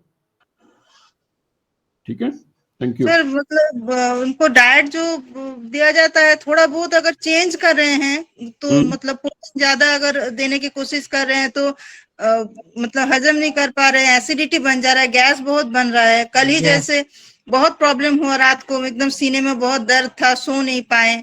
नहीं, अगर नहीं उसके लिए तो जो खाने का वो है ना, आप प्रॉपर डाइट को बोले, क्योंकि अगर फिजिकल एक्टिविटी नहीं हो रही पेशेंट की तो नेचुरली उसमें दिक्कत ये सब चीजें आ जाती हैं। इसलिए हम कह रहे हैं कि एक्सरसाइज को पूरा करें। और अगर जो डाइट में ना, जरूरी नहीं कि खाने की क्वांटिटी ज्यादा हो, अगर क्वांटिटी ज्यादा है और न्यूट्रिशियस नहीं है तो कोई फायदा नहीं है। हमें चाहिए मोर न्यूट्रिशियस और वो फूड चाहिए। और अगर आपको इसमें लगता है कि आपको नहीं पता चल पा रहा कि किस किस चीज पे कैसा है, तो आप हमारी डाइटिशियन से कंसल्ट कर सकते हैं या आप अपने डाइटिशियन से भी कंसल्ट कर सकते हैं। और एक चीज ये बात मान लीजिए कि मसल्स के लिए आपको प्रोटीन, हाई प्रोटीन डाइट लेने की जरूरत है। ठीक है, हाई प्रोटीन एंड थोड़ा सा हाई कैलोरी भी। हाँ, क्योंकि जितना फैट, मतलब फैट ही एनर्जी देता है सबसे ज्यादा ना, तो हाई प्रोटीन और हाई कैलोरी डाइट थोड़ा, but not in the fried form. जैसे अगर आप फ्राइड फॉर्म में लेंगे या थोड़ा उस फॉर्म में लेंगे तो वो फिर आपको एसिडिटी और क्रिएट करेगा। और अगर एसिडिटी वगैरह कभी होती भी है तो उसके लिए ना, एक तो आप जरूरत से ज्यादा नहीं खाएं एक बारी में, और थोड़ा थोड़ा करके खाएं, धीरे धीरे खाएं। और सेकेंडली बीच में थोड़ा वाटर इनटेक ले सकते हैं आप, नारियल पानी वगैरह पी सकते हैं। और जैसे चाय कॉफी वगैरह है या कुछ इस टाइप की चीजें कम लीजिए। और मसाले जो हैं, आई मीन गरम मसाला हुआ या मिर्च मसाला है, तो ये चीजें देते हैं। हाँ, वो चीजें कम लीजिए। और अगर बहुत ज्यादा जरूरत पड़ती है तो आप कोई एसिडिटी के लिए कोई मेडिकेशन की जरूरत है वो भी ली जा सकती है। ये तो हम ली जा सकती है। उसका भी मेडिकेशन चल रहा है एसिडिटी के लिए। हाँ, एसिडिटी के लिए क्या ले रहे हैं? लेकिन कल रात को अचानक बढ़ गया था। कल क्या खाया था आपने? ऐसे नॉर्मल खाया था, कुछ ज्यादा नहीं खाया था, लेकिन दूध खाया था रात को। अच्छा, नहीं, कोई चीज एक तो थोड़ा जो रात के टाइम पे वैसे भी जो डिनर है या रात का जो खाना है ना, वो बहुत ज्यादा हैवी नहीं लेना चाहिए, लाइट फूड लेना चाहिए। और कई बार मैं आपको यहाँ पे ये भी बता दूं कि जो एसिडिटी की जो दिक्कत है ना, खाने पीने के साथ साथ किसी भी तरह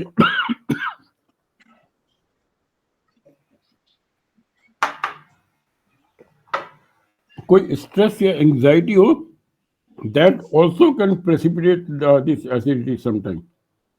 Exactly. हाँ, thank you, thank you very much. Anamika ji, आप कुछ पूछना चाह रहे थे?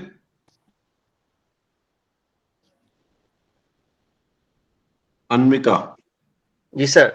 सॉरी, हाँ जी, नमस्कार सर। नमस्कार जी, नमस्कार। ये मैंने इनका जो है ना वॉइस जो है, मैंने पहले तो आप लोग से सीधे सीधे बात कर ले रही थी, अब इनको बात करने में बहुत प्रॉब्लम, हम लोग भी यहाँ तक नहीं समझ पाते इनका बात। बड़ा प्रॉब्लम यही है। हाँ, नहीं, मैंने पता इनको आपने वहाँ पे आपकी कोई स्पीच थेरेपी का कोई प्रोविजन है? प्रोविजन तो नहीं है सर, तो ऑनलाइन हम लोग कर रहे हैं, कंटिन्यूअस कर रहे हैं। नहीं, क्योंकि उसके लिए थोड़ी सी मेरे को पता है इनकी आवाज़ की प्रॉब्लम है, तो इनको थोड़ा सा हमें ज़रूरत है कि हम स्पीच थेरेपी प्रॉपरली कराएं। पर बाकी इनकी जो पहले से जैसे जो एंग्जाइटी और वो थी, वो तो बहुत कम है, तो वो अपने आप में बहुत बड़ा फैक्टर है। अब आवाज़ के लिए आप इतना, मतलब जिसको वो करें ना, एक जो उन्होंने एक्सरसाइज बताई हैं उसको रिपीट भी करिए, दिन में 2-3-4 बार अपने आप घर में अपना खुद रिपीट करें। और कुछ मैं बताता हूँ कि एक तो स्टीम लें, जैसे मैंने पहले पिछली बार भी बताई थी, स्टीम लें और मुंह में पानी भर के ना उसका चुल्ले जी ऐसे वो करें। और उसमें इनको चाय पीती हैं तो चाय में थोड़ा सा चुटकी भर नमक डाल के गले में भर के रखें और थोड़ी देर रोक के रखें वहां पे, बजाय कि एक घुट भरा और नीचे एकदम से ले जाने के, वहां पे रोक के और थोड़ा थोड़ा करके पिए उसको धीरे धीरे। और धीरे धीरे गर्म पानी में थोड़ा शहद डाल के शहद और अदरक डाल के, अदरक का रस वो ले पिए, तो उससे भी थोड़ा इनको बेटर रहेगा। और स्पीच के लिए तेज बोलने की कोशिश नहीं करें, उनको बोलना कोशिश करें थोड़ा धीरे धीरे बोलने की। और उसमें ओम का उच्चारण होता है ना, जैसे ओम का उच्चारण रेगुलरली उच्चारण करते रहे साथ में। जी। ठीक है। और इसके अलावा जो आपने सजेस्ट किया था मरकरी के लिए, हाँ वो तो कल देखा उनकी रिपोर्ट में, तो कितना बढ़ा हुआ है लेड इनका 16 पॉइंट समथिंग हाँ, है। तो फिर वो कितना ज्यादा है, वो तो बहुत ज्यादा। मैंने उसकी अभी दवाई दे रहा हूँ उसमें, या मैं यही चीज तो मैंने आज आपने सुना होगा, जैसे मैंने बताया कि ये भी चीजें हैं जो आपकी बीमारी जो हम जिसको मान रहे हैं ना एमएनडी, पर उसके बाद ये चीजें, तो ये उसको और कॉम्प्लिकेट करती हैं प्रॉब्लम्स को। तो सर इसमें 3 चीज की जांच हुई है, लेड की है, कैडमियम की है, एक और कोई चीज की है, लेकिन आर्सेनिक की जांच नहीं हुई है इनकी। कोई बात नहीं, उसकी आर्सेनिक की मेरे को भी इनके केस में लगा नहीं था, इसलिए नहीं लिखा था। एक बार नहीं तो करा लेंगे बाद में, वो करा लेंगे, कोई दिक्कत नहीं है। एक चीज बताइए, मैंने देखा था कि लेड का वैल्यू अगर 50 से ज्यादा रहता है, ठीक है, तो वो significant है, उसके लिए स्पेशल ट्रीटमेंट की आवश्यकता होती है, एक तरह से इमरजेंसी टाइप का है वो टॉक्सिसिटी, हाँ वो दैट इज कॉल्ड टॉक्सिसिटी। जी, टॉक्सिसिटी। अब 20 से कम है, ठीक है, तो उसके लिए कहा कि उतना गंभीर बात नहीं है, लेकिन है, इशू है, ठीक है। बिल्कुल है, हमको इसलिए 2 मैंने बात I have already started the medication with that. जी। एक और चीज है, माने इसका कॉज क्या है इस टॉक्सिसिटी का, और इसको कैसे ये किया जाए सर, ये हम जानना चाह रहे हैं। कॉज का पता लगाना बड़ा मुश्किल है। मैंने पहले बताया कि pollution is the biggest cause, जो कि हवा में भी है, पानी में भी, खाने में भी है। सबसे बड़ा उसके जो लेड का रीजन पता है क्या है? जो हम सब्जियां खाते हैं ना, हरी सब्जियां खाते हैं या कुछ खाते हैं, उनमें वो केमिकल्स के साथ वो करके देते हैं, तो वो चीजें ज्यादा टॉक्सिसिटी क्रिएट कर रही हैं। जो आज की डेट में जितनी न्यूरोलॉजिकल प्रॉब्लम्स बढ़ रही हैं, उसमें सबसे बड़ा योगदान इन जो केमिकल्स का है, जो हम फर्टिलाइजर की फॉर्म में भी यूज कर रहे हैं। खाने जो सब्जियां देते हैं उनको क्या नाम, वो ग्रीन करने, हरी सब्जी बनाने के लिए वो रंग यूज करते हैं या वो करते हैं, तो वो सब बहुत बहुत पॉइजनस हैं। इनकी वजह से कैंसर और इनकी वजह से न्यूरोजेनिक प्रॉब्लम बहुत ज्यादा बढ़ रही हैं। तो वो सर 16 पॉइंट समथिंग है, तो हेमोपैथ मेडिसिन से वो क्या आ जाएंगे? हाँ जी, वो 5 के नीचे आ जाएंगे इस मेडिकेशन से? अभी कल ही तो शुरू करा इनका। जी। हाँ, तो भी देखते हैं, वो तो we will have to see. I mean उसको जैसे भी होगा, ये तो प्रोग्रेस के बाद पता चलेगा, नेक्स्ट टाइम देखेंगे बीच में। इसके बाद हमेशा से इनका ये हमको बहुत इस बात के लिए करे कि 6 महीने हो गए मेडिकेशन के, अभी माने हम कहाँ तक जाएंगे? ठीक है, हमेशा से इस बात का इनको देखिए, इनके लिए के साथ बोली इनका मैंने ऑलमोस्ट अब नहीं समझ में आ रहा है, लेकिन इसके लिए इनको ज्यादा चिंता नहीं है। सबसे ज्यादा चिंता इस बात की है कि हम अगर मान लीजिए असक्षम हो गए चलने फिरने में, ठीक है, तब कितना प्रॉब्लम होगा। इस चीज का एंग्जाइटी इनके दिमाग में हमेशा रहता है। बहुत समझाते हैं, फिर भी जो है ना, आपके साथ हमारी बहुत बारी बात हो चुकी इस बारे में। ये तो हमको समझना है। मैंने ये चीज पहले ही बताया था, कल का किसी को भी नहीं पता, मेरे को अपना भी नहीं पता, तो मैं किसी का क्या बता सकता हूँ। और इस बात को ये मैं सिर्फ कहने के लिए नहीं कर रहा, ये फैक्ट है, ये फैक्ट है। अब अभी मैंने अगर आपने ये ध्यान से सुना आज का पूरा वेबिनार, मैंने ये भी बताया था कि यहाँ पे ये प्रॉब्लम होती है, ये प्रॉब्लम होती है, तो जरूरी नहीं है कि सबको वो प्रॉब्लम होगी ही होगी। पर अगर आप दिमाग में उस चीज को बिठा लेंगे कि कल को ये ना हो जाए तो परसों वो ना है, तो ये आपको नेगेटिविटी दिमाग से निकालनी है, ठीक होना चाहते हैं तो आप। और कुछ पूछना चाहते हैं? क्योंकि ये नेगेटिविटी आपके उसमें बहुत बड़ा हर्डल है ठीक होने में। और ये अभी मैंने कह रही है कि पूछिएगा सब कैसे मेरा इतनी स्लो हुआ है, ये डिजीज स्लो हुआ है जी। हाँ, तो स्लो तो हुआ ही है, बिल्कुल हुआ है। माने जब हम इनको ये लॉजिक देते हैं कि स्लो हुआ, तो हमको इतना तरह का तर्क वो समझा देती है, कहाँ स्लो हुआ, ये प्रॉब्लम ठीक है। अब डॉक्टर साहब से कंफर्म होइए कि हाँ मेरा डिजीज स्लो हुआ है कि नहीं हुआ, कि फड़कन बढ़ गया है, आवाज भी गड़बड़ा गया है मेरा, ठीक है। मैंने बताया नहीं कि अभी 90 की स्पीड, अभी 100 से आप 85 पे आए, ठीक है, 80 पे आए, तो 80 की स्पीड तो अभी भी चल रही है ना। तो यही तो बताया, जो 80 का चल रहा है उसमें जो रास्ता कवर कर रहा है वो तो आएंगी, वो चीजें तो आएंगी ना। आप गाड़ी आपकी 100 की स्पीड से जा रही है, ब्रेक मार लो, एकदम से ब्रेक मारो तो भी गाड़ी आगे जाती है ना। इनका कि यहाँ पे तो कोई फिजिकल ब्रेक थोड़ी ना है। जो मेडिसिन के जो प्रोग्रेशन हो रही है इनकी डिजीज की, उसमें कोई फिजिकल ब्रेक नहीं है। तो ये उस सिस्टम को पूरा आई मीन कंप्लीट करना, प्रॉपर करना, दैट वुड टेक टाइम।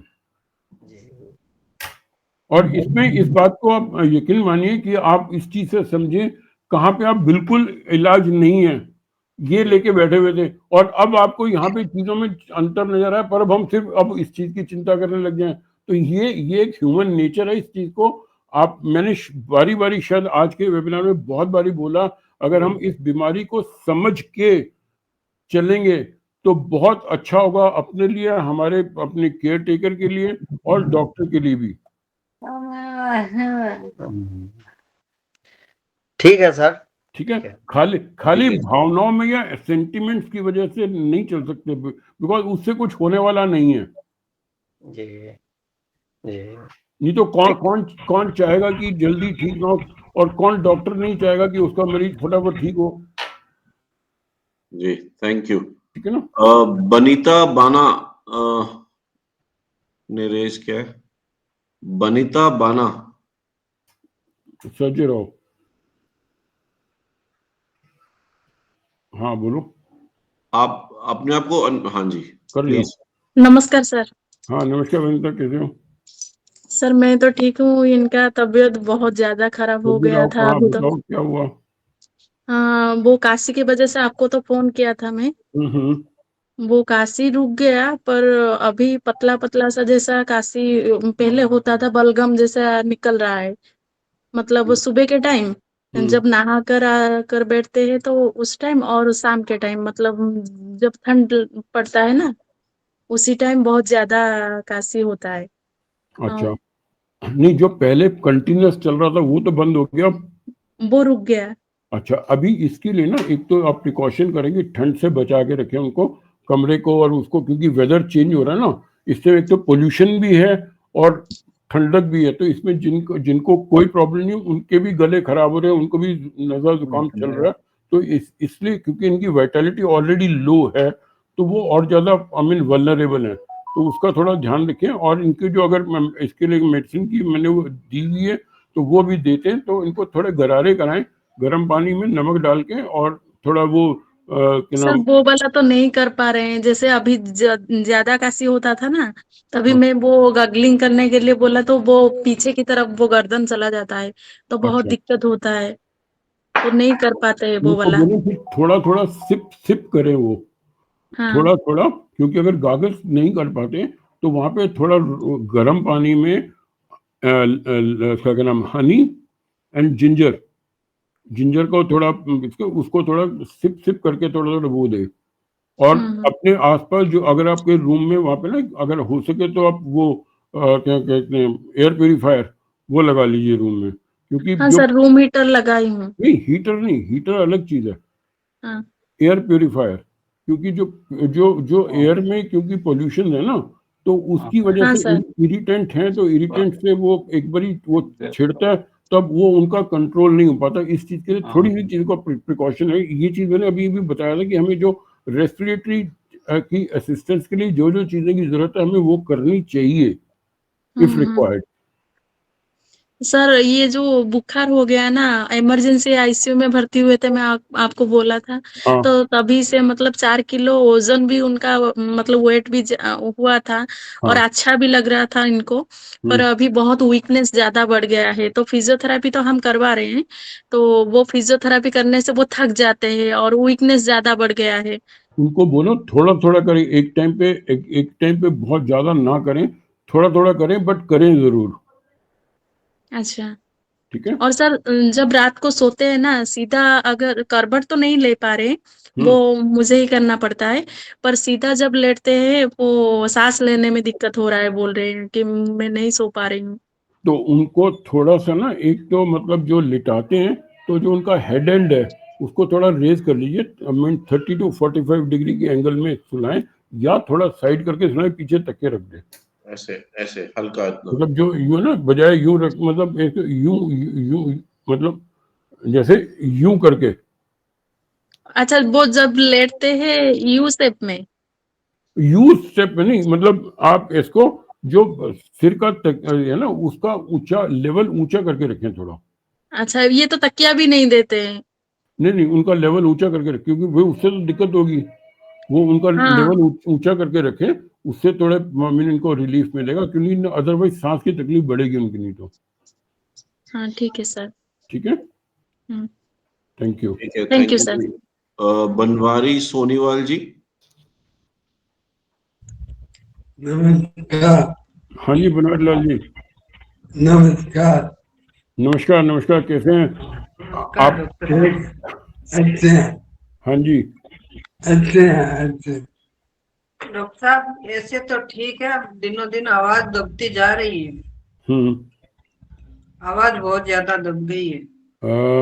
इनका भी थोड़ा सा, एक तो जो मैंने वो स्टेप बताया ना इनको, स्टीमिंग का, और वो, और प्लस आप भी स्पीच थेरेपी का कुछ करा पा रहे हैं? वो 4-6 महीना तक कराया, कुछ फायदा नहीं हुआ तो ये मना कर दिया। वैसे स्पीच के लिए नहीं, आपकी जो आवाज स्लो है, स्लरिंग तो उस टाइप से नहीं है आपकी, स्लो है, तो उसको अगर आप सिर्फ थोड़ा थोड़ा धीरे धीरे बोलें तो ज्यादा अच्छा है, क्योंकि आपकी इतनी सारी प्रॉब्लम्स थी, वो उतने अच्छा था वो आया, तो यहाँ पे इसको थोड़ी स्पीच की दिक्कत है, तो अगर एक भाग में अच्छा स्पीच थेरेपिस्ट को मिल जाता वहाँ पे तो it would be very good. फायदा है। वो पहले खांसी आ रही थी ना खाने के बाद बहुत ज्यादा, तो वो इस महीने में वो तो कम हो गई, थोड़ी बहुत कभी कभी आती है। ठीक है। देखो ये जैसे मैंने पहले बताया कि ये प्रॉब्लम हमारे साथ ऐसी है कि इसमें कुछ ना कुछ तो थोड़ा बहुत लगा रह सकता है, और जो अब इस टाइम सिचुएशन चल रही है चेंज ऑफ वेदर का और प्लस पोल्यूशन का, उसमें खांसी का, बोलने का और स्पीच का, उसमें फर्क आता है, तो उस चीज के लिए प्रिकॉशन ले सकते हैं, उस चीज का ध्यान रखिएगा।